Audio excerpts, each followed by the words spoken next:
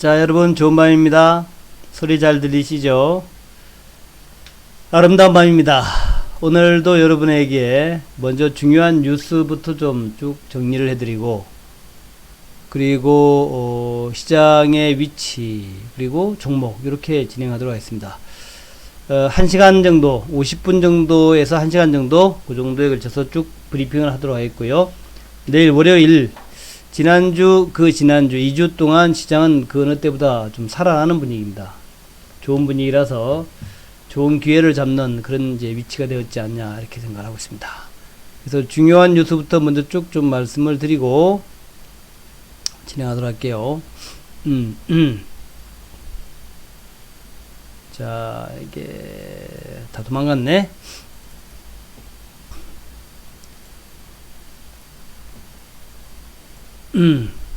자, 뉴스를 좀 보면서 쭉 진행할게요.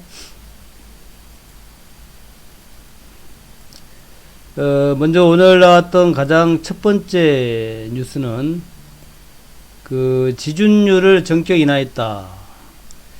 중국이 경기 부양을 하고 있다는 얘기인데, 일단 우리 증시에는 꽤 좋은 뉴스입니다. 우리나라 증시나 우리나라 경제가 중국에 대한 영향이 굉장히 커요.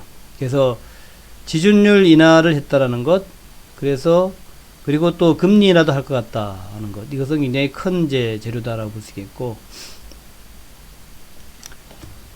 지준율 인하는 조금 생소하신 분들도 있을 거예요. 지준율 인하. 네, 여러 경기 부양책 또 통화 정책이 있는데, 지준율 인하는 통화 정책이죠. 통화 정책. 우리가 일반적으로 은행에 돈을 맡기면 이 돈을 근거로 해가지고 은행은 이제 돈을 빌려주죠. 돈을 대출해 줍니다. 근데 그 돈을 대출해 줄 때, 은행에 남아있는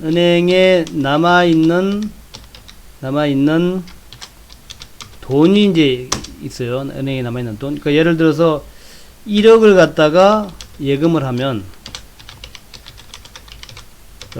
이번에 이제 중국의 지준율이 13.5%다 그랬거든요. 13.5%다 그러면 13.5%만 남겨놓고, 그러니까 1350만원은 은행에 남겨놓고, 나머지 이제 8600만원인가요? 86.5%를 다시 대출해준다는 얘기입니다. 대출. 요렇게 보면 아무것도 아니에요. 그래, 1억 예금했는데, 그 돈 13.5% 남겨놓고, 1350만원 남겨놓고, 8650만원을 대출해준다. 아무것도 아닌데, 그런데 이렇게 대출 나간 자금이 다시 이제 은행으로 들어와요. 은행으로 들어온다. 우리가 쉽게 얘기해가지고, 그냥 내가 사채놀이를 한다. 그래서 내가 돈 1억이 있는데, 1억을 갖다 내 친구한테 빌려주고 이자를 받는다. 그러면 그냥 그 친구한테 한번 빌려주고 이자 받는 걸로 끝나버리잖아요. 그런데 은행은 그게 아니라 1억 예금을 받아가지고 그 중에 이제 86.5%를 대출해주게 되면, 그러니까 예를 들어서 이제 86.5%를, 1억을 예금에 받아가지고 8,600만원을 갖다가 이제 인테리어 업자한테 대출해주잖아요. 아니, 건축회사한테 대출해준다. 그러면 그 건축회사는 그 돈을 누구한테 지불하겠죠. 그러면 지불한 사람이 다시 돈을 받아가지고 8,650만원을 받아가지고 다시 은행에 다시 예치를 하거든요. 나는 1억을 예금 받아가지고 8,650을 빌려줬는데, 그 빌려준 돈은 또 누군가의 계좌로 들어가서 다시 은행으로 들어옵니다. 그렇지 않겠어요? 8,650만원을 받은 사람이 집에 놔두진 않잖아요. 은행에 맡기잖아요. 은행에 계속 들어오거든요. 그러면 그 은행은 또 8,650만원에 대해서 8,650 요거를 다시 이제 예금을 받아가지고 그 돈을 다시 요걸 다시 이제 여기서 이제 13.5%를 남기고 다시 대출해주죠. 이 대출이 끝없이 이제 이루어지게 되고, 그 대출이 끝없이 이어지는 경우에 1억을 맡기면은, 1억을 갖다가 우리가 예금을 하면 은행은 대략 13.5%인 경우에 6억 4천의 대출을 창출한다는 거죠. 창출. 그러니까 요 지준율을 낮추면 낮출수록 시중에 돈을 더욱더 많이 공급해 줄 수 있는 거죠, 은행이. 그래서 이제 지준율을 인하한다 그러면은 지준율 인하하는 것만큼 돈이 계속 공급이 되는 거예요. 그래서 이번에 지준율을 갖다가 중국 인민은행이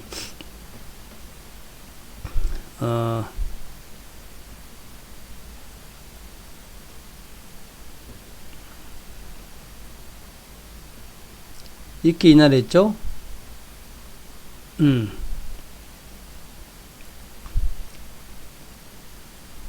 0.5포인트 인하했거든요. 0.5포인트. 그러니까 대형은행의 경우에는 13.5%, 중소형은 11.5%로 각각 0.5포인트, 이전보다 0.5포인트를 인하했는데, 이 0.5포인트 인하로 인해 가지고 시중에 돈이 얼마나 공급될 것인가 하는 것은 약 9천억 위안, 한국 돈으로 약 150조가 더 돈이 공급된다. 한 151조쯤 되네요. 150조 9,750억 원. 그러니까 151조 정도가 공급이 된다. 지준율을 0.5포인트 인하했는데 시중에는 약 151조의 돈이 더 공급될 수 있다는 거죠. 꼭 돈을 푼다는 얘기가 아니라 그 정도가 공급이 더 될 수 있다는 그런 의미를 가지는 거죠. 그리고 조만간에 다시 금리도 인하할 것 같다. 금리도 지난달에 대출금리 개혁을 단행해서 0.1%포인트 정도를 낮춘 바가 있는데, 그 이후에도 이제 조금 더 이제 금리를 인하할 것 같다 하는 거예요. 그래서 이러한 이제 중국 인민은행의 금리 인하, 이런 금리 인하 같은 것이 경기를 부양하는 것이 되는 것이고, 경기를 부양한다라는 것은 한국 경제에 매우 긍정적 효과를 미칠 것이다. 그런 얘기죠. 그리고 이제 이것은 이제 증시에도 좋은 영향을 미칠 것이다. 이렇게 보시면 될 거예요. 그 다음에 두 번째 소식은, 이건 참 재밌는 얘기인데, 우리나라 금리는 또 우리나라의 인플레는 사실은 이제, 워낙 옛날에 이제 우리 세대에서는 이제 고금리, 고인플레에 이제 익숙해져 있죠. 근데, 전 세계 채권의 25%가 마이너스 금리에 진입했다 그래요. 마이너스 금리. 이 마이너스 금리는 뭔가 또 마이너스 금리. 참 전례 없던 일. 인류 역사에서 마이너스 금리가 진행됐던 것은 없다고 봅니다. 없다고 봐요. 이번에 그 미국의 금융위기 이후에 이 마이너스 금리가 생기기 시작했다. 또 유럽의 그 국채 위기 그 이후에 이제 마이너스 금리라는 게 생겼는데, 세계적인 저금리 추세로 마이너스 수익률로 거래되는 채권 잔액이 약 17조 달러, 약 2경원, 1경은 얼마나 굉장히 큰 돈이죠. 1경. 네. 조 다음이 경인데 약 2경원 정도가 현재 마이너스 금리로 거래되고 있다. 채권이 말이죠. 니온게이자의 신문에 따르면 현재 수익률이 마이너스인 채권이 올해 초에 비교해서 2배 규모인 약 17조 달러로 전체 발행 잔액의 25% 수준이다. 채권이 이러다가 전부 다 마이너스가 가는 거 아닌가 그런 생각이 든다는 거죠. 수익률이 마이너스라는 것은 애초 투자액보다 만기에 마이너스 비율만큼 적게 돌려받는다는 의미다. 그 얘기 뭐냐면 내가 1조로 1조는 그 많고 내가 1억을 들여서 채권을 샀다. 그 다음에 나중에 만기에 돌려받는 금액이 예를 들면 한 9,700만 원이다. 이런 얘기예요. 1억 채권을 샀는데 만기에 돌려받는 금액은 9,700만 원이다. 이런 얘기가 되는 거죠. 그래서 돈을 빌려주는 쪽이 금리를 부담한다. 이런 게 말이 되나요? 말이 안 되는 건데, 원래. 지금 이제 그렇게 되어 있습니다. 돈을 빌려주고 내가 금리를 부담하는 구조. 그게 지금 현재 그 금리 마이너스 구조예요. 웃기죠?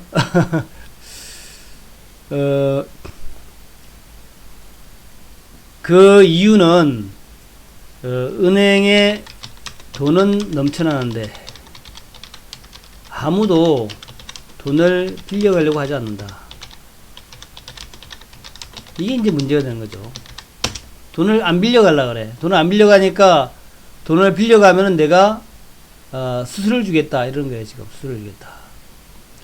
2008년도 미국의 단기 국채 수익률이 마이너스권에 진입한 이후에 2012년도에 유럽과 일본에서 마이너스 금리 정책이 진행이 됐고, 그 다음에 이제 채권 마이너스 수익률이 정착이 되기 시작했다. 스위스에서는 45년 국채 수익률도 마이너스권으로 진입했다.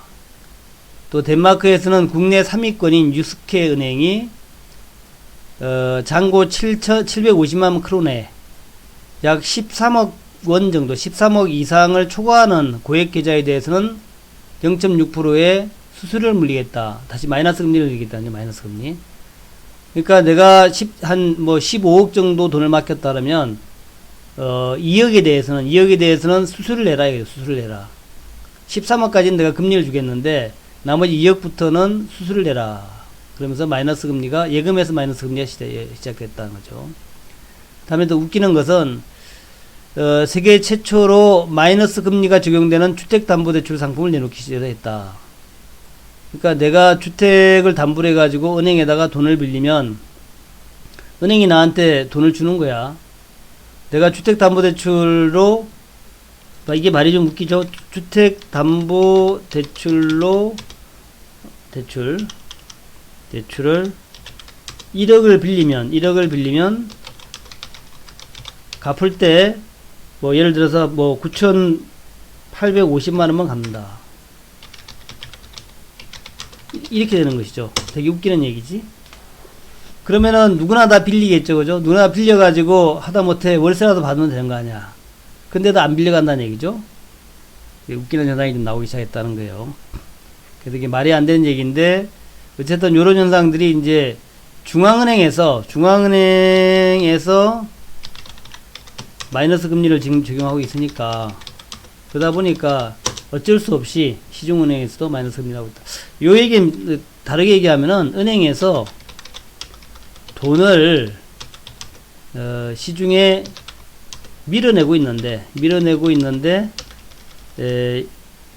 개인들이나 뭐 하여튼 뭐 개인이나 뭐 회사에서 개인이나 회사에 돈을 안 빌려간다는 얘기죠. 개인이나 회사나 돈을 안 빌려간다. 우리 같으면은 그거 뭐 좀 빌려와가지고 그저 마이너스 금리라 금리가 없다면 빌려와가지고 월세 받으면 될 텐데, 아니 왜 돈을 안 빌려가려고 그러지? 희한하죠. 그러니까 빚을 지기 싫어한다는 거죠. 빚을 지기 싫어하고 나는 그냥 월급 받아가지고 그걸로 편안히 먹고 살래. 괜히 빚 져가지고 잘못되면 어떡하냐. 이런 걱정 때문에 돈을 안 빌려간다는 거죠. 그만큼 개인들이 지금 보수화됐다는 겁니다. 보수화되었다. 그 뭐 우리 담쟁이 노원님 같은 경우에는 덴마크 가서 한 10억 정도만 빌려와가지고 한국에서 뭐 월세라도 하면 좋지 않을까요? 그죠? 10억 정도 빌려와가지고 덴마크에서 은행에서 10억 정도 빌려와가지고 우리나라 가지고 뭐 오피스텔 사가지고 그 월세 놔주면 잘 될 것 같은데 왜 덴마크에서는 돈을 안 빌려갈까? 그래서 이제 은행 주가가 많이 내려간대요. 은행 예대 마진이 거의 없으니까 은행의 수익성이 별로 없고, 그래서 은행의 주가가 좀 내려간다는 거죠. 유럽에서는 그 마이너스 은행이 그 금리가 늘어나면서 정책 이슈가 되고 있다. 그래서 숄츠 독일 부총리 겸 재무장관은 마이너스 금리를 법적으로 금지할 수 있는지를 검토하겠다. 법적으로 막아버리겠다는 거죠. 그런 것도 지금 하고 있다는 거예요. 마이너스 금리가 말이 되냐? 어쨌든 그래서 이제 은행주들이 요즘 우리나라도 은행주가 별로 못 올라가잖아요. 은행주가 그래서 시가총액이 자꾸 내려가고 있다. 마이너스 금리 상태에서는 사람들이 현금에 집착하고 수익 악화로 고민하는 금융기관은 대출을 줄여서 경기 침체가 장기간 이어질 수 있다. 그러니까 이제 일본에서 왜 금고가 잘 팔리느냐? 일본에서도 은행에 돈을 안 갖다 맡긴다는 거죠. 은행에 돈을 맡기면 내가 돈 많다라는 게 이제 드러나고, 또 찾으러 가기도 귀찮고, 이자도 별로 안 되는데, 이자도 정말 별로 없는데 왜 은행에 돈을 맡기냐? 그냥 집에 놔두지. 그리고 내가 쓰고 싶을 때마다 하나씩 찾아 쓰면 되는 거지. 이게 이제 그러다 보니까 은행 그 일본 애들도 이제 집에 금고가 많고 금고 안에 현금을 쌓아놓고 산다는 거야. 우리나라도 이제 그렇게 될까봐 걱정입니다. 사실 우리나라나 이제 일본이나 1인당 국민소득이 이제 비슷해져 가고 있죠. 우리가 3,200만 달러, 32,000달러고 우리나라가 32,000달러고 일본이 38,000달러 비슷합니다. 지금 비슷한데 그래서 우리나라도 그렇게 될까봐 아직까지 우리나라는 뭐 그런 현상은 없죠. 마이너스 금리나 이런 것도 없고 아직은 괜찮은데 이게 조금 더 진행돼서 우리나라 금리가 정말 마이너스 가게 되고 그러면서 현금 선호하게 되고 집에다가 금고 사가지고 돈을 그냥 넣어놓게 되기 시작하면 우리나라도 이제 골치 아파져요. 그 얘기 뭐냐면 사람들이 돈을 안 빌린다. 투자를 안 한다는 얘기죠. 투자를 안 한다. 투자를 왜 해? 투자하면 망하는데. 주식 투자도 안 하고 부동산 투자도 안 하고 사업도 안 하고 그냥 있는 돈 보관만 하면서 나중에 죽을 때까지 이 돈 가지고 쓰다가 죽겠다. 이런 거란 거죠. 그래서 그런 현상이 나타나고 있다는 건 상당히 좀 주의해야 될 부분이다. 자, 그렇고 그 다음에 중국이 말이죠. 중국이 바이오 굴기를 시작했다. 바이오 굴기. 일본을 제치고 글로벌 탑 3에 들어왔다 그래요. 중국이 바이오에서.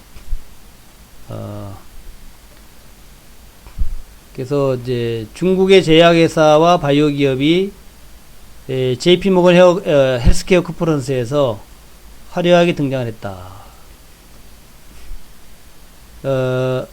중국 제약과 바이오 기업의 발표는 우리나라 기업 발표의 2배 정도를 훌쩍 넘어갔다. 3년 전만 하더라도 중국의 제약 바이오가 의약품 프리젠테이션 하는 것을 찾아보기 어려웠는데 약 3년 만에 우리나라보다 2배가 됐다는 거죠.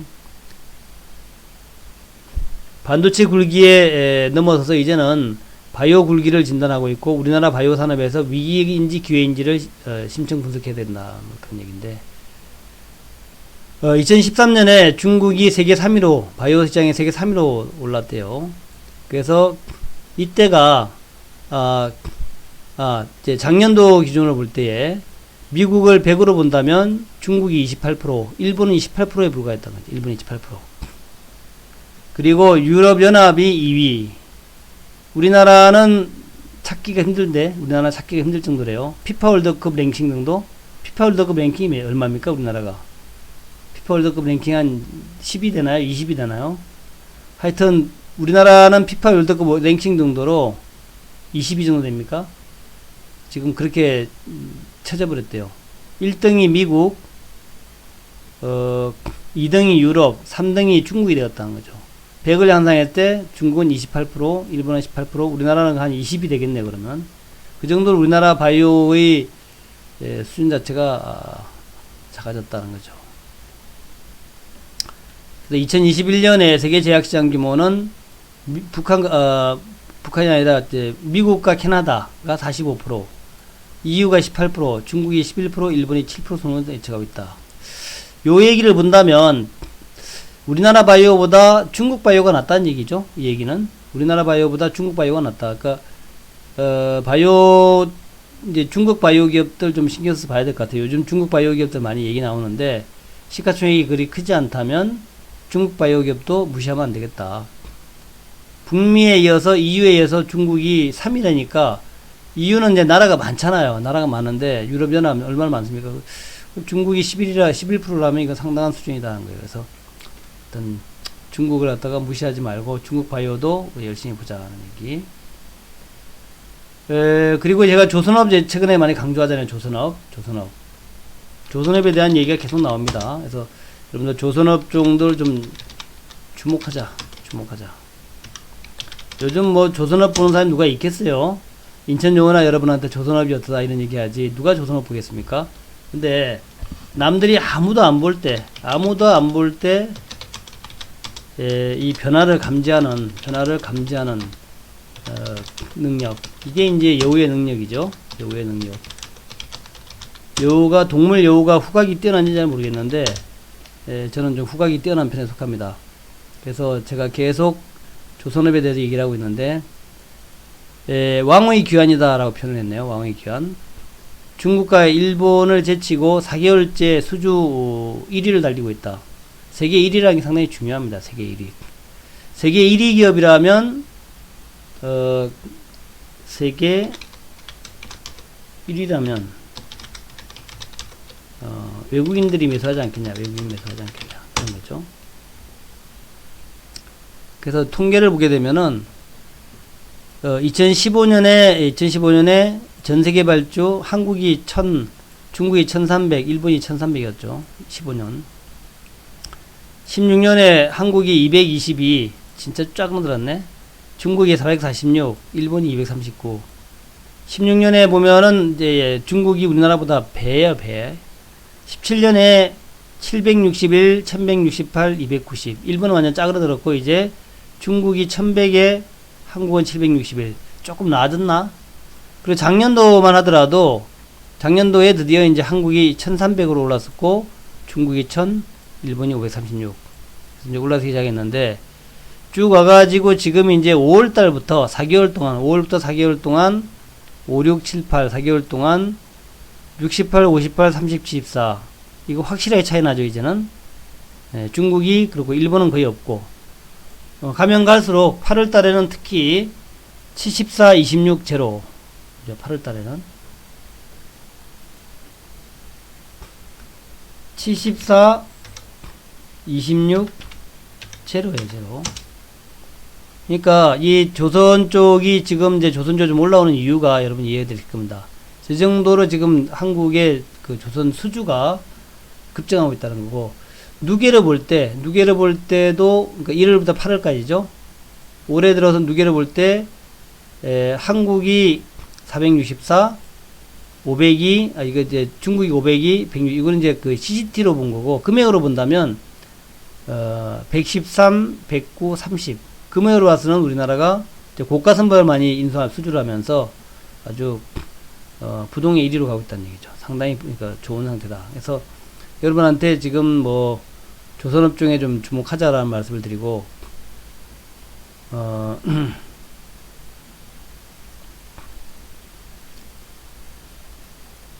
한국이 세계 전체 발주량의 34%인 464 CGT, 중국에 이어서 2위인데, 그러니까 양으로 따져서는 2위인데, 금액으로는 1위다. 금액으로 1위다. 거죠. 그래서, 그리고 이 건조가 좀 늘어남에 따라서 고용도 좀 증가해지고 있다. 고용도 좋아지고 있다. 지난해 8월 달에 10만 5천 명이었는데, 그 이후로 점차 이제 고용이 늘어나서, 올해 8월 달 1년 만에 11만 명대로 약 5천 명 정도 고용이 늘었다는 거죠.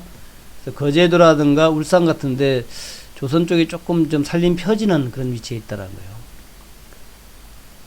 거예요. 그 다음에 이제 우리나라가 LNG 운반선, 초대형 원유 운반선 이런 데서 이제 그 부가가치가 높은 고부가가치 선종에서 우위를 접하고 있다. 그 때문에 더욱더 빛난다라는 거죠. LNG선 같은 것은 다른 데서 잘 못 만드는 모양이에요.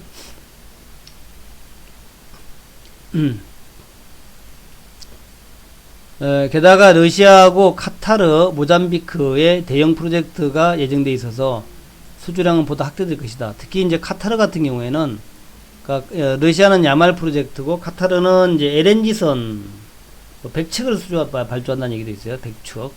카타르에서는 LNG선 100척을 발주하겠다 이런 얘기도 있습니다만은 조금 장기적으로. 그리고 모잠비크. 그래서 LNG선이라는 VLCC 같은 것은 굉장히 고부가가치 선종이라서 여기에서는 우리가 압도적인 그 경쟁력이 있다 그래요. 그래서 아마도 올해 하반기를 지나고 내년으로 가면서 이제 조선업종이 아주 활발하게 업황이 개선될 수 있을 거다. 보시면 될 것 같아요. 그 다음에 이제 여러분 궁금해하는 이제 남북관계 쭉 얘기할게요. 남북관계에서 주요 뉴스. 남북관계의 주요 뉴스를 말씀드리는 것은 제가 뭐 어떻다고 하는 것보다도 뉴스 나온 걸 보면은, 우리가 이제 전체의 흐름을 다 알 수가 있거든요. 국무부 얘기인데, 남북관계의 진전은 북핵과 분리할 수 없다. 당연한 얘기입니다만은. 국무부가 문재인 정부의 평화경제 구성과 관련해서 남북관계의 진전이 북핵 문제랑 분리될 수 없다라는 얘기를 했다는 얘기죠. 평화와 경제의 선순환 얘기 되면서 한국 정부의 평화경제론 알겠는데 그것이 북한의 비핵화에 기여한 측면이 있느냐 하는 그 질문에 대해서 문 대통령이 밝혔듯이 남북관계의 진전은 북한의 핵 프로그램 해결과 별개로 이루어질 수 없다. 다시 말해서 남북관계가 진전되어야 북한의 경제, 남북경제도 해결될까. 북핵 문제가 해결이 되면서 남북경협도 진행되는 것이다. 당연한 얘기죠. 당연한 얘기. 우리 뭐 다 아는 얘기잖아요. 당연한 얘기다. 그래서 비핵화하고 남북관계 진전이 보조를 맞춰야 한다. 그런 입장, 뭐 이건 당연한 얘기예요. 당연한 얘기고 그냥 뭐 핵 문제 없이 북한과 관계를 개선하자. 이거는 너무 나아간 얘기죠. 너무 나아간 얘기고 또 그것을 우리가 원해서도 안 되죠. 그래서 평화경제라고 하는 것이 결국 그 핵 문제의 해결과 같이 진행된다. 이렇게 이제 얘기가 되는 거죠. 그래서 그것을 다시 한번 강조한 것이다 라고 생각이 되네요. 자, 그 다음에 요거부터는 조금 중요합니다. 조금 중요해요. 이제 뭐 조금 새로운 내용도 있고 또 잘 알던 내용도 있는데 비건 대북 특별대표가 완전한 비핵화를 했을 때 주한미군의 감축에도 전략적 재검토를 할 수 있다. 그러니까 달리 얘기하면은 비핵화를 완전히 하게 되면은 주한미군도 감축할 수 있다는 얘기죠. 뭐 철수라는 얘기까지가 아직 안 나왔는데 감축할 수 있다. 감축할 수 있다. 그래서 북한의 비핵화와 주한미군 감축을 교환할 가능성에 대해서 부정적 입장을 밝혔지만 완전한 비핵화를 상정할 경우에는 전략적 재검토도 할 수 있다. 그러니까 완전히 비핵화된다면은 이 전략적 재검토라는 얘기는 뭐 전면 철수는 아니더라도 어느 정도 철수는 할 수 있다. 뭐 그런 얘기 같아요. 또 최근에 뭐 나오는 얘기가 미국이 뭐 갑자기 1조에서 뭐 5조인가 6조를 달라 그러잖아요. 주한미군 주둔 비용을. 그래서 여기에 이제 함축된 의미가 트럼프가 주한미군 좀 줄이자라는 말을 갖다가 돌려서 하는 거 아니냐. 돌려서. 이제 그렇게 우리는 생각을 하는 거죠. 아니 어떤 미친놈이 1조 받다가 6조 달라고 그럴 수 있겠습니까? 근데 6조 달라고 어거지에 쓰는 것은 주한미군을 좀 주한미군을 좀 줄이면은 북한도 핵을 갖다가 좀 없애지 않겠냐. 이런 그 의미도 있는 것 같고. 그 다음에 주한미군이 꼭 그 남한에 한국에 그렇게 많이 있을 필요가 있어? 한 10,000명만 해도 되는 거 아니야? 그 뭐 요즘 세계에 뭐 또 한국도 워낙 군사력이 강한데 꼭 우리가 주둔해야 될 이유가 뭐야? 뭐 이렇게 얘기하는 것 같은 그런 이제 느낌도 막 들어요. 그게 뭐 정확한 얘기인지 모르겠지만. 그래서 이제 비건 대표가 또 이런 얘기를 하니까 전략적 재검토도 할 수 있다. 그래서 원래는 말을 이렇게 했어요. 북한의 완전한 비핵화와 주한미군의 주둔 감축을 바꿀 수 있느냐, 맞바꿀 수 있느냐는 질문에 우리는 그것과는 매우 떨어져 있다. 그것을 아직 검토할 때는 아니다. 이렇게 얘기한 거죠.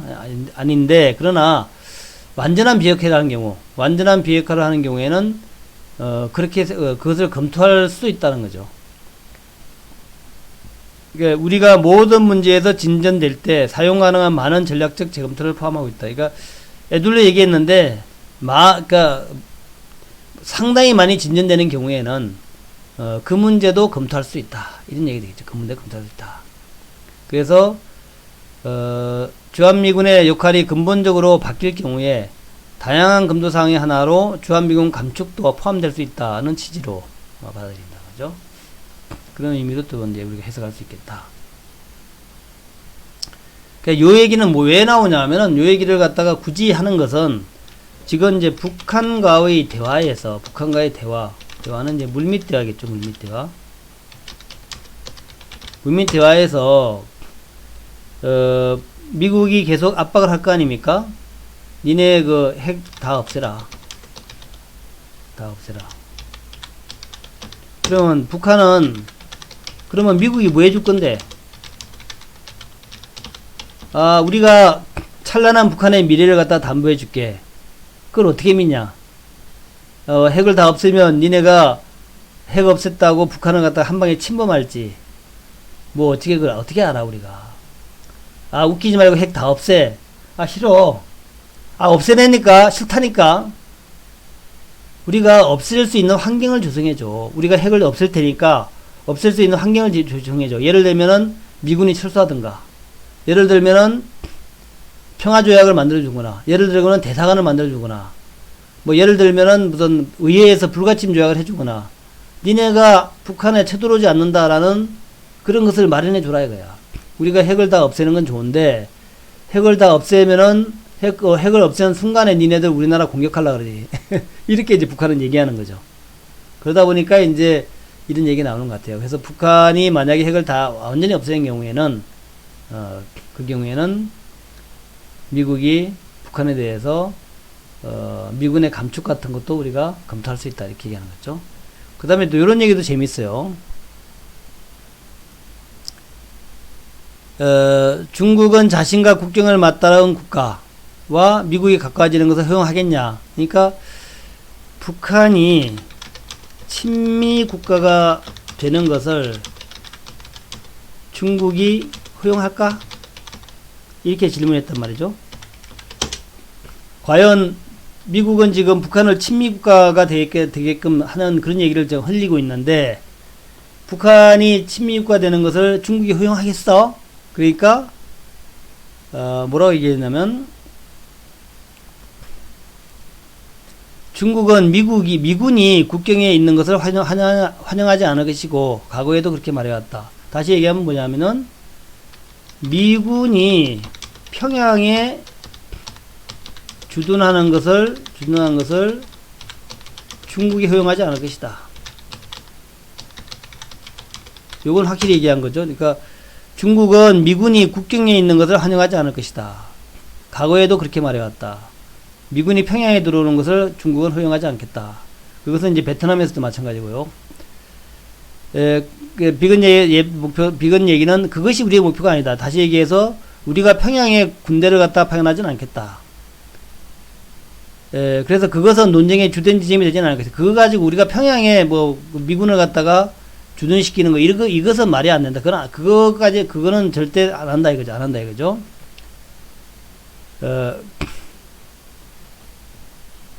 그리고,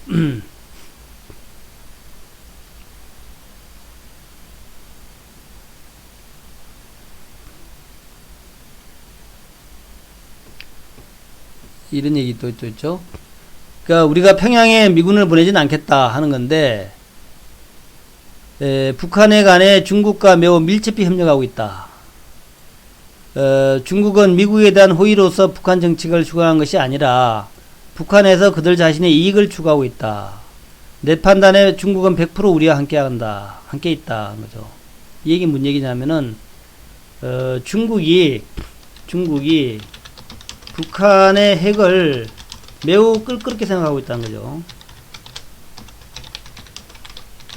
왜냐하면은 북한이 핵을 가지고 있으면은 한국과 일본이 핵무장을 하려고 그런다 이거죠. 핵무장을 하려고 한다. 그래서 한국과 일본이 핵무장을 하기 전에 북한 핵을 없애야 되겠다 이렇게 생각하고 있다는 얘기예요. 이게 일본과 한국이 핵무장을 하려고 하기 때문에 그 전에 빨리 북한 핵을 없애야 한다. 대북 압력을 유지하고 외교적 협력을 하는 데 있어 중국보다 더 중요한 국가는 없다. 중국이 가장 북한을 잘 움직일 수 있다는 얘기죠. 그래서 입체적 정책에서 중국의 역할이 참 중요하다. 중국을 많이 이용해야 된다. 한국은 북한에 의해 아시아 다른 나라로부터 고립되어 있다. 남북 간의 교류가 남북 경제에 큰 혜택을 준다고 설명한 뒤 거기까지 하려면 할 일이 많다.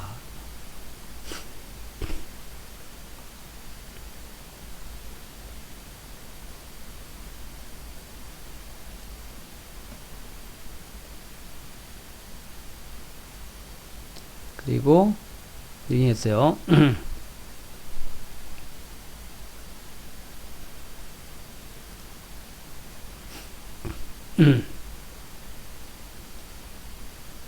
그리고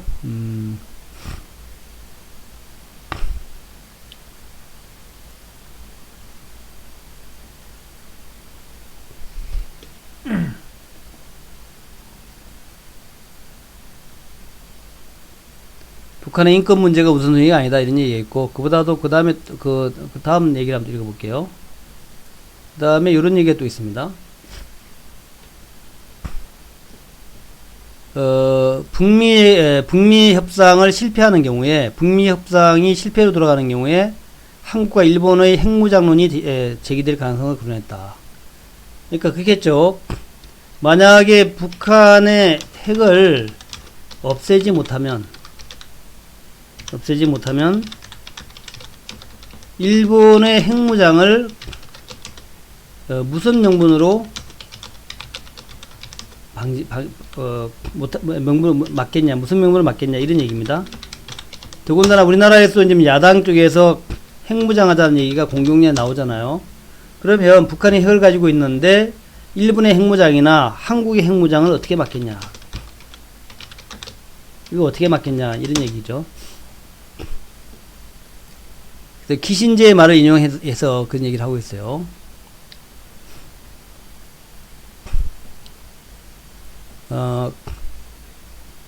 6일날, 어제죠. 어제 6일이면 지난 금요일이네.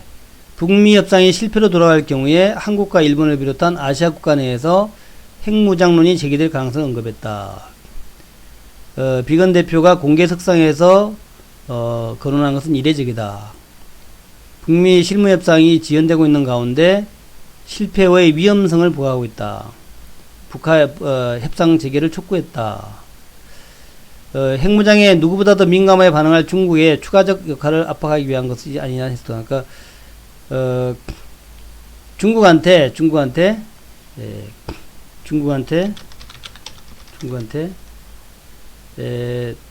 니네가 북한 핵을 막지 못하면 한국과 일본이 핵무장을 할 거다. 어떻게 할래? 그런 얘기 하고 있는 거죠. 미시간대 강연에서 헨리 키신저 전 국무장관의 대화 중 인상 깊었다는 대목을 소개하면서 키신저 박사는 우리가 오늘날 북한의 핵무기 제거를 위해 일하고 있으나 이런 노력이 실패하면 이후에는 아시아 지역의 핵 확산 도전에 대응하게 될 것이다. 만약 이번에 핵을 제거 못한다면 아시아 지역에서 핵무장이 진행될 것이다 하는 거죠. 이웃 국가를 위협할 능력을 보유한 북한은 50년 넘게 비확산 국제규범을 깨뜨리는 위험을 무릅쓰는 것이다. 아시아 많은 국가가 핵무기 개발을 위한 과학적 수단과 기술적 능력을 갖고 있다. 특히 뭐 한국이라든가 일본이라든가 대만이 그렇죠.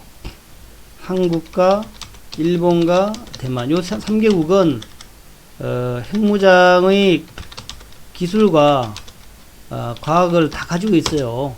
벌써 옛날에 박정희 대통령 77년대 그때 계속 핵무장 한다고 하다가 못한 거 아닙니까? 그러니까 뭐 벌써 3, 40년 전에, 40년 전에 한 거니까 그 정도의 그 과학적인 능력을 다 갖고 있다는 얘기죠.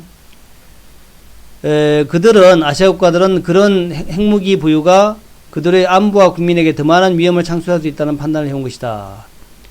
일본이나 한국 같은 동맹들은 부분적으로 미국과의 동맹관계에 포함된 확장 억지에 대한 신뢰로 핵무기 프로그램을 그만둔 것이다. 그러니까 이제 미국의 그 전술핵, 미국의 핵 때문에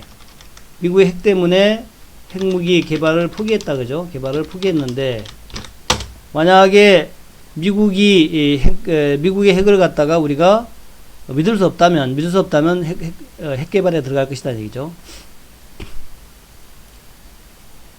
비건 대표는 하지만 그런 핵무기가 그들의 영토에서 단지 단거리 탄도미사일 비행거리에 있다면 얼마나 오래 이런 확신이 지속하겠느냐. 그러니까 지금 뭐 북한이 단거리 미사일을 뭐 400km니 500km니 이렇게 이제 쏘면서 그게 이제 만약 500km라면은 남한 전역을 갖다가 다 겨눌 수 있는 거고 일본도 마찬가지 사정거리잖아요. 그런 상태인데 거기다가 핵탄두를 장착할 수 있는 능력까지 됐는데 그러면은 언제까지 북한이 핵을 가지고 있는 한 언제까지 핵을 개발하지 않고 있을 수 있겠냐 그죠. 어떤 시점에서 한국이나 일본이나 여타 아시아 국가 내에서 아마 이 대만이라든가 뭐 이런 나라도 포함되겠죠. 그들 스스로 핵 능력을 제고할 필요가 있는지를 묻는 목소리가 나오기 시작할 것이다. 그래서 그런 나라들에서 그런 전략적 선택을 하지 못하게 하려면은 북미 정상회담에서 북핵을 갖다 빨리 없애야 된다 이런 얘기죠. 그리고 그러기 위해서는 또 중국이 압력을 넣어야 된다.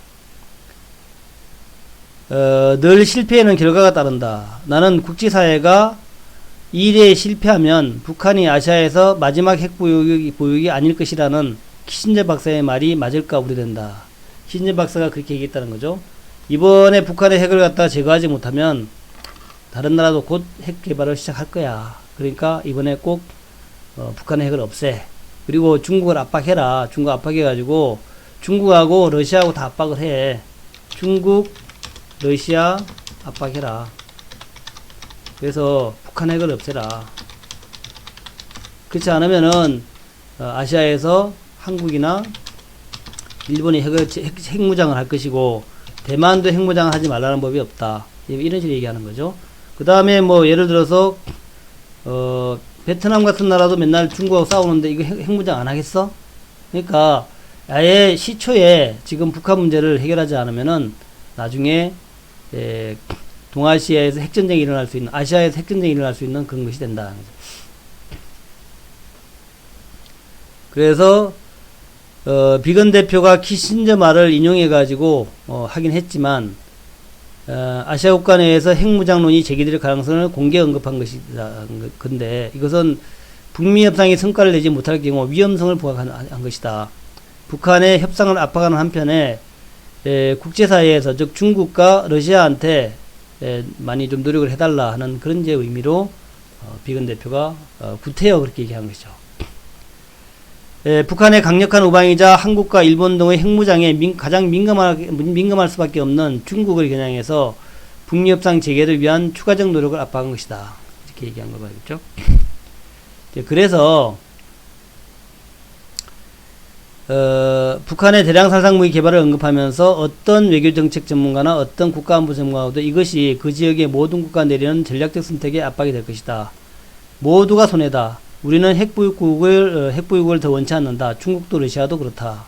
그래서 이제 우리는 이제 북중러 이렇게 하고 있고 한일미 이렇게 되잖아요. 한미일이죠. 한미일 이렇게 얘기하는데 물론 이게 맞아요. 맞긴 맞는데 핵 문제에서는 북중미가 협력하고 있다고 봐야 됩니다. 왜냐하면 중국과 북중미가 아니라 중국과 러시아와 미국이 협력 중이다. 그러니까 북한의 핵에 대해서 북한의 핵을 가지면으로 인해 가지고 이 동네의 그 안보가 상당히 위험해졌다는 얘기죠. 언제 한국과 일본이 핵 개발한다라고 나설지도 모르겠고 또 중국 같은 경우에 그러다 보면 대만까지 확산되지 않겠습니까? 대만이 핵을 가지게 되면 이게 어떻게 될까요? 가지게 되면 지금 일국 이체제라고 그러는데 대만이 핵을 가지게 되면 이것도 참 골치 아프죠. 그리고 한국이 핵을 가져도 그렇고 일본도 그렇고 그래서 애초에 중국과 러시아는 강력히 북한 핵을 제거하려고 하고 있다. 그래서 아마 서로 협력해가지고 그러니까 이제 러시아에서 올해까지 모든 북한 인력을 다 자국으로 돌려보낸다 그러죠. 인력을 송환한다 그러죠. 그래서 물론 이제 중국이 좀 인도적으로 식량을 좀 주고 이런 건 있지만 중국 역시 겉으로는 웃지만 북한한테 핵을 제거하라고 핵을 없애라고 계속 얘기하고 있는 거예요. 그렇게 보시면 될 겁니다. 그렇고, 그 다음에 또 하나 요건 또 이렇게 재밌는 얘기인데, 백악관이 그 위에다가 미국의 백악관이 대통령의 대북 제재 유예 권한을 추가할 필요가 있다. 이렇게 이제 또 요구를 했어요. 요 얘기도 뭐냐면은 지금 이제 대통령의, 그러니까 트럼프 대통령이죠. 트럼프 대통령의 대북 제재의 유예 권한, 이게 너무 없다는 얘기죠. 너무 없다. 그래서 조금 대북 제재 유예 권한을 좀 달라라는 얘기, 달라는 얘기, 좀 달라. 이렇게 이제 얘기를 하고 있고, 그 얘기는 뭐냐면은 북한과의 대화가 상당 진행 중이다. 이렇게 볼 수 있는 근거가 되죠. 그래서 북한하고 대화가 자꾸 진행되면서 트럼프가 대북 제재를 유예할 수 있는 그런 권한도 좀 갖게 만들어 달라. 또 이제 뭐 그것도 그렇고, 그다음에 뭐 하여튼 여러 이제 비건 대표가 중국과 러시아를 들먹이는 것도 보면은 중국과 러시아가 압박을 해서 북한이 핵을 가지고 있지 않게끔, 핵을 제거하게끔 이렇게 이제 얘기를 하고 있다. 이제 이런 의미가 되겠죠. 그래서 그런 여러 가지를 볼 때에 북미 대화가 상당 부분 진행은 되고 있는 것 같다. 근데 지금 결과물이 아직 없잖아요. 결과물이 아직 없어요. 이 결과물은 뭐냐면은 김정은이가 대화를 하자라고 해야 되죠. 근데 아직 대화를 하자라고 안 하잖아요. 공식적으로는. 그래서 아마도 지금도 그냥 물밑에서 이제 서로 주고받을 딜을 가지고 협상을 하고 있는 것 아니냐. 다시 얘기하면은 이제 중국도 러시아도 미국도 핵 없애라라고 그러니까 북한은 그럼 없애면 뭐 줄 건데, 요거 얘기를 하고 있는 거예요. 없애면 뭐 줄 건데. 그러니까 미국이 이제 여러 가지 제시하겠죠. 근데 보다 확실히 제시해라. 이러고 있는 것 같아요. 제가 볼 때는. 보다 확실히 제시해라. 진짜 우리가 핵을 없앨 거니까 니네들 우리한테 줄 거를 확실하게 제시해라. 요 얘기를 하고 있다. 이제 그렇게 보시면 될 겁니다. 자, 그렇게 보시면 될 것 같고, 그 다음에 이제 종목들 쭉 한번 간략하게 보고 갈게요. 종목들. 그래서 지난 주말에 있었던 여러 가지 뭐 내용들도 보고, 간략하게 제가 종목들 좀 보고 넘어가도록 하겠습니다. 이제 먼저 이제 대형주에서 최근에 이제 급하게 올라오기 시작했던 게 이제 IT 종목이죠. IT가 올라오기 시작한 것은, 일단 경기가 좀 좋아질 것 같다. 경기 회복. 진후. 또 아까 얘기했지만 중국의 경기 부양책. 중국의 경기 부양책은 이제 지준율 인하하고 또 금리 인하죠. 요런 것이 이제 한국 경제에도 좋다 해가지고 이제 IT가 반짝되기 시작했어요. 그래서 아시겠지만 삼성전자하이닉스가 비교적 탄력적으로 올라오기 시작했다. 저는 뭐 지금 당장 삼성전자하이닉스 사가지고 가져가자 그런 얘기 하고 싶지 않은데 어쨌든 탄력적으로 올라오고 있다. 그리고 자동차 뭐 괜찮고, 아까 제가 이제 조선주 얘기했는데 조선주가 지금 이제 보시면은 이제 지난 주말에도 좀 약세인데도 불구하고 한국조선해양, 현대미포 뭐 쭉 좀 좋죠, 그죠? 대우조선까지, 삼성중공업까지 이것들이 이제 비교적 하여튼 탄력적으로 올라오고 있습니다. 지금 한국조선해양도 지금 바닥에서 쭉 치고 올라오고 있고, 대우조선도 그렇고요. 대우조선도 올라오고 있고, 삼성중공업도 뭐 탄력적이에요. 탄력적이고, 요 조선 대형주와 더불어서 조선 이제 중소조선 회사들, 그러니까 예를 들면은 이제 태광 요것도 지금 주가가 바닥에서 쫙 올라오고 있죠. 성강면도 비슷한 피팅 회사인데 이것도 올라오고 있고, 동성하인텍은 이제 LNG 본행제인데 이것도 상당히 좀 강하게 올라오죠. 동성하인텍. 그다음에 한국카본 마찬가지고, 카본. 그다음에 이제 조선 이제 기자재 중에 하나인 이제 안테나 이런 건데 인텔리안테크 요것도 지금 이제 바닥에서 쫙 올라오고 있어요. 그래서 조선주의 흐름들이 좋다. 요걸 딱 기억하시기 바라겠고요. 조선주 흐름이 좋다. 요게 이제 대형주하고 중소형주 다 같이 나타나는 현상이라는 거고. 그리고 이제 은행주가 좀 올라오긴 올라옵니다만은 금리가 이제 인하 하락 추세이기 때문에 은행주가 뭐 급하게 올라오지 못할 것 같다 하는 거고. 그 다음에 이제 네이버, 카카오, NC소프트 같은 거 조금 조정받지는 하지만 하여튼 뭐 좋은 흐름이죠. 네이버도 좋고, 그 다음에 카카오도 괜찮은 흐름이고, 그 다음에 뭐 NC소프트 이제 고점을 돌파하고 있죠. 그 다음에 한국사이버결제 이제 그 결제주들도 한국사이버결제니 이니시스 같은 것도 좋아요. 이들도 이제 모양이 좋습니다. 침착히 치고 올라오죠. 그렇고 그런 흐름이다라는 거. 그 다음에 이제 이런 이제 조선주 말고 해운주도 좀 봐야 돼요. BDI 지수가 지금 2000을 넘어와 있습니다. BDI 지수 한번 봐보고 갈까요? 오랜만에 BDI 지수 한번 보고 갈게요. 자, BDI가 어디 갔냐?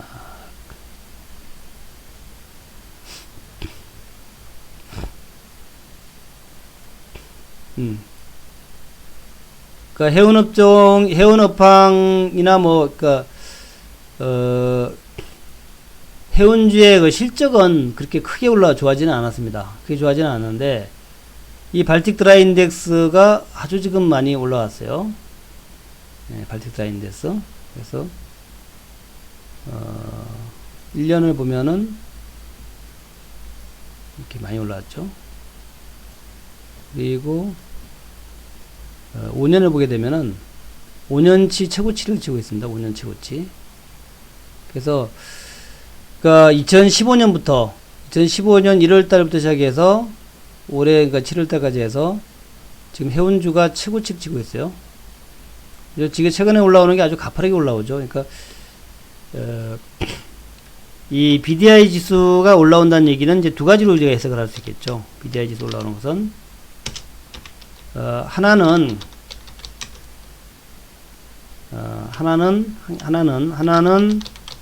해운주, 또 하나는 조선주. 두 가지를 얘기할 수 있다는 거죠. BDI 지수가 저렇게 올라오는 것은 아무리 봐도 해운주하고 조선주의 어떤 미래를 보는 어떤 그런 지표가 될 수 있다는 거예요. 그걸 좀 잘 보시기 바라겠고, 대형주에서는 그렇고요. 그 다음에 이제 중소형주에서 이제 두 가지죠. 하나는 이제 5G, IT 쪽에서, 하나는 이제 5G가 있고, 5G가 이제 핵심주 있고, 그 다음에 이제 주변주 있죠. 이노와이어리스, 서진시스템, KMW, RFHRC, 뭐, FR텍, 오이솔루션, 핵심주 아닙니까? 핵심주가 있고, 엔테스를 비롯한 주변주, 다산네트워크 주변주가 있고, 그 다음에 이제 소위 IT 펀드라고 얘기할 수도 있겠고, 필성 코리아 펀드,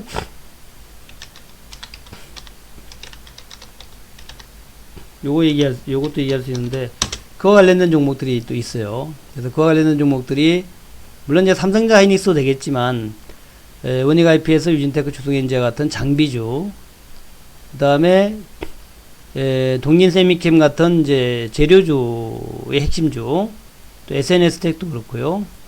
그 다음에 솔브레인이라든가 SK머티리얼즈 후성 같은 거, 요거 비슷한 맥락이죠.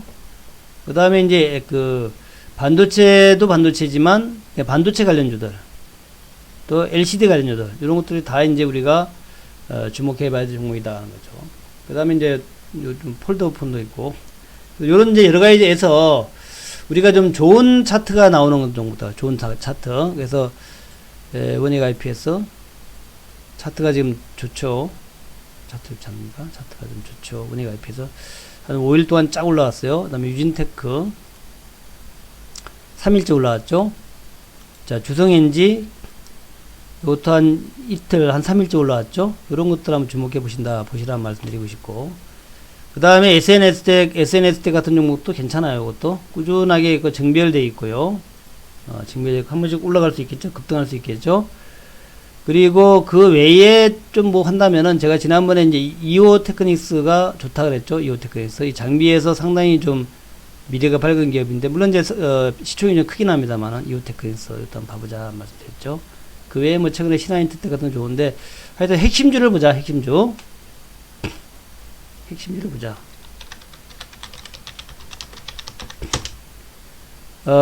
묵님님은 우리 방장 아니에요. 회원이신데, 예, 반장이나 그런 건 아니에요. 우리 분은 방장 같은 거 없어요. 저희 방은 방장 이런 거 없습니다. 자, 그런 걸 보시면 되겠고, 그리고 이제 대북주, 대북주는 지금 조금 쉬어가는 중이죠. 쉬어가는 중인데,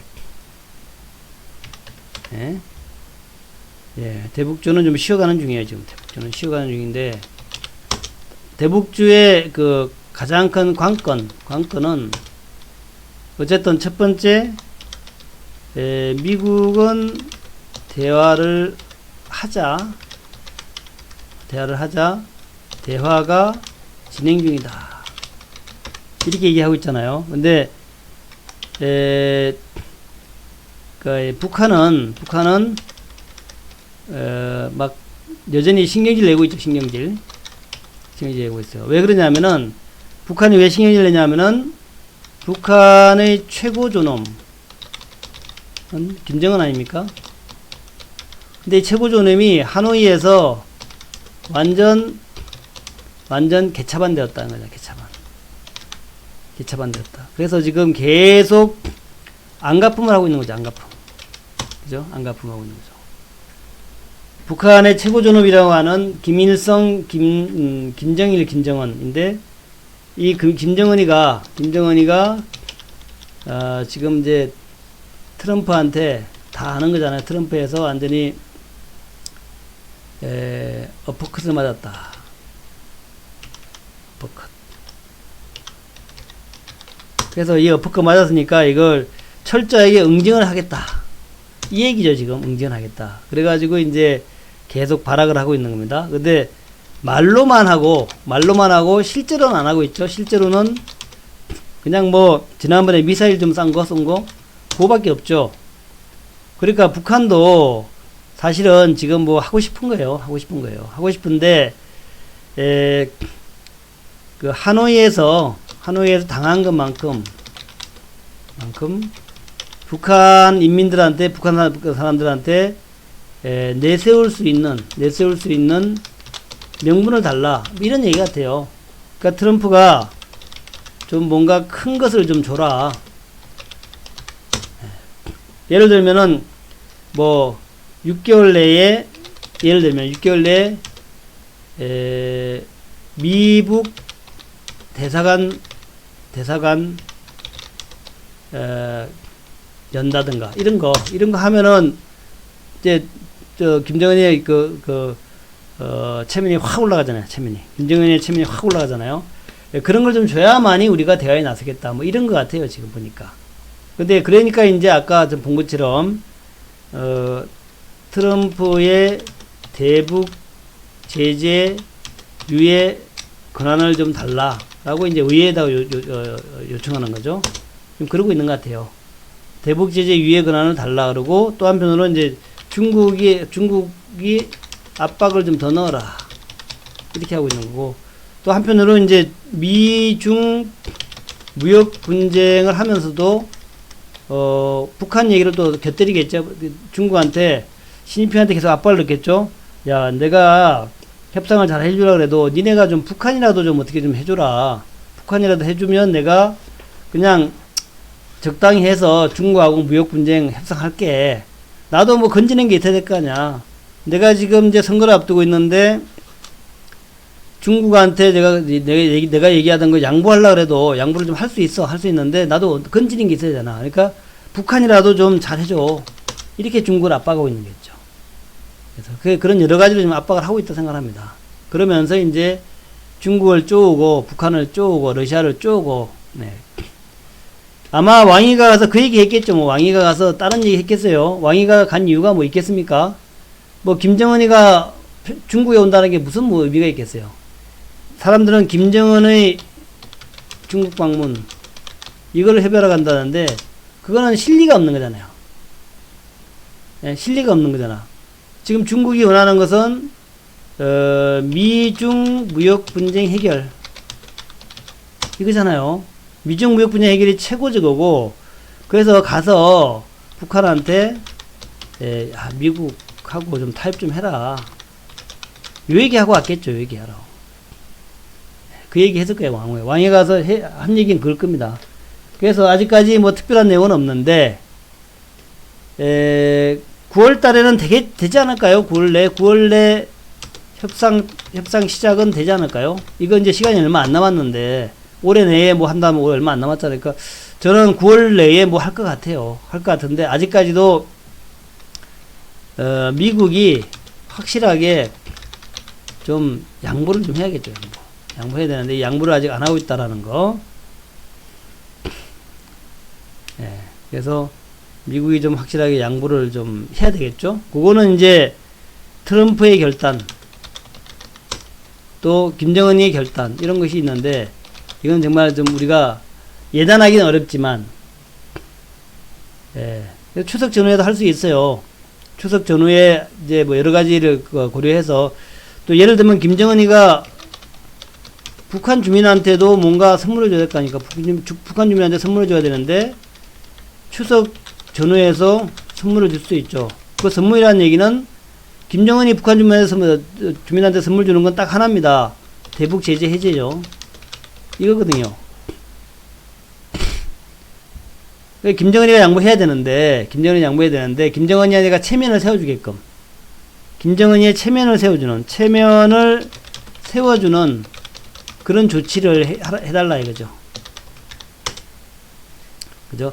체면을 세워준, 김정은이의 체면만 세워주면 김정은이는 대화에 나설 수 있다는 겁니다. 그러니까 김정은이의 체면을 세워줄 수 있는 그런 조치를 미국이 좀 해주면 된다는 거죠. 그러니까 그런 거가 뭘 제재 해제나 이런 게 아니라, 예를 들어서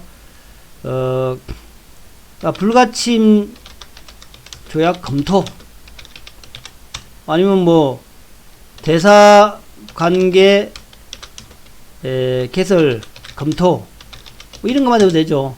아직 뭐 이제 대북 제재 유지 유예 이런 걸 하더라도 거기다가 뭐 유예만 좀 나와도 이건 뭐 엄청난 거죠. 네. 그죠. 그래서 그렇게 일단 보고 좀 대응하시면 되겠다 생각이 들고요. 그리고 이제 전체 시장의 모습을 보게 되면은 지금 호재가 많죠. 전체 시장은 호재가 많잖아요.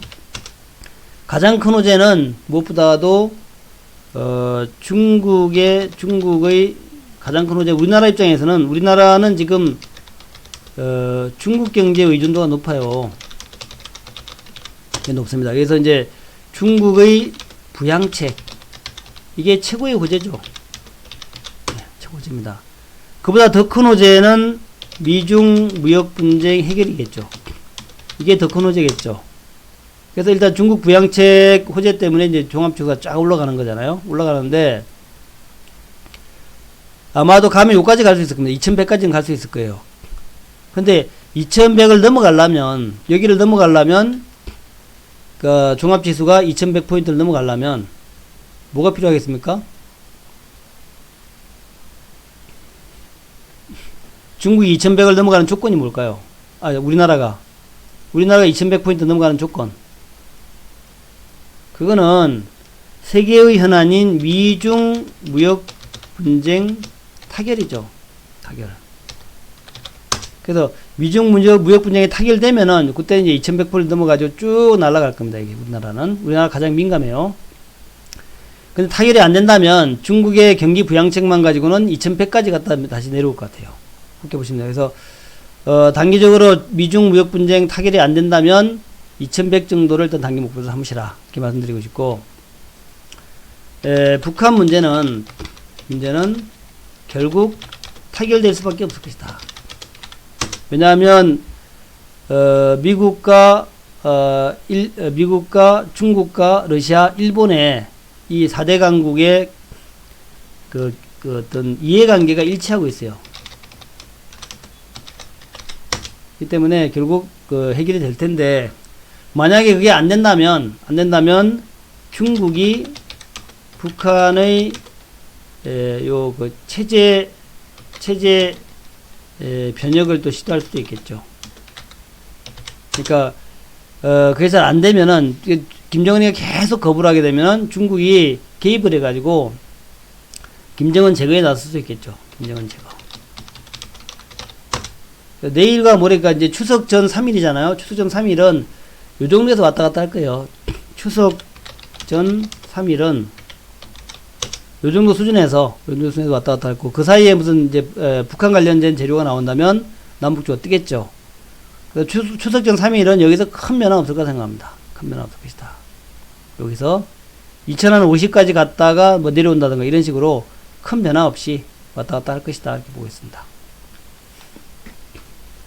그리고 남북주는 지금 뭐 완전 바닥이니까 강력홀딩이죠. 남북주 강력홀딩입니다. 그 다음에 조선주 주목, 그 다음에 IT에서 두 가지죠. IT는 근데 제가 볼 때는 실패 확률은 없을 것 같은데요. IT에서는 이제 일본 수혜, 그러니까 5G하고 플러스 일본 수혜, 이거 두 가지 보는 거죠. 뭐 그렇게 보시면 될 것 같아요. 지금 이제 조선이나 이런 것들은 이제 업황 자체가 좋아진다는 거고, 그 다음에 그 5G도 업황 자체가 좋아지는 거죠. 근데 좀 5G는 주가 많이 올라왔다는 단점이 있고, 일본 수혜주는 이번에 이제 정부에서 좀 밀어주겠다라는 거니까 그런 거고, 뭐 그 정도 보시면 될 거예요. 남북주는 뭐 지금 트럼프 테마니까 트럼프가 죽기 살기로 하겠다 그러니까 믿어봐야죠. 자, 그렇게 해가지고 오늘도 저녁 방송 마무리 짓도록 하겠습니다. 여러분들 힘차게 박수 치면서 마무리할게요. 좋은 일요일 마지막까지 잘 보내시기 바라겠고, 내일과 모레 글피 3일, 월화수 3일 또 좋은 재료가 좀 나와가지고 남북주도 팍팍 올라가고 우리 저 종목들도 팍팍 좀 올라가는 그런 모양 나오기를 저도 기대를 해보겠습니다. 또 하나 잊지 말아야 될 것은 지금 경기가 이렇게 나쁜 것은 아니다. 미국과 중국 문제만 해결되면은 의외로 폭등이 나올 수 있다. 미중 무역 분쟁 해결되면 폭등 양세 나올 수 있다. 폭등 양세. 그거를 기다리면서 기대하면서 미중 무역 분쟁 마무리 또 미북 마무리 요 두 가지만 나오면 관련주들은 폭등이 나올 수 있겠죠. 그것을 기대하면서 한번 끝까지 들고 가보자. 신용투자하지 마시고요. 그렇게 가시면 될 것 같습니다. 감사합니다. 좋은 밤 보내시기 바랍니다.